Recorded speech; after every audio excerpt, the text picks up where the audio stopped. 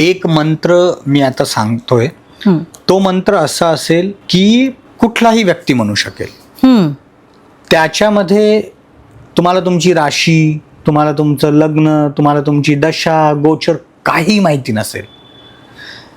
ज्यांना आरोग्याच्या समस्या आहेत तेही म्हणू शकतात, ज्यांना आरोग्याच्या समस्या नाहीत तेही पुढे निरोगीच राहावेत यासाठी तो मंत्र आहे.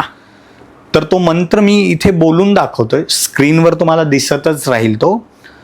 ओम आदिवैद्याय विद्महे आरोग्य अनुरागाय धीमहि तन्नो धन्वंतरी प्रचोदयात्. तर बेसिकली हा आमच्या गुरूंनी सांगितलेला मंत्र आहे. आणि आपण धन्वंतरी पूजन, आपण धनत्रयोदशीच्या दिवशी जे धन्वंतरी देवतेचं जे आगमन झालं होतं समुद्र मंथनातून, त्या दिवशी आपण म्हणजे वायफळ तर नाही म्हणणार मी, पण आपलं फोकस काय असतो की सोनं खरेदी करूयात, गाडी खरेदी करूयात. पण त्या दिवशी धन्वंतरी देवतेचं पूजन, धन्वंतरी मंत्राचा जप आणि डे टू डे मध्ये प्रत्येकाने कमीत कमी 5 वेळेला या मंत्राचा जप करावा.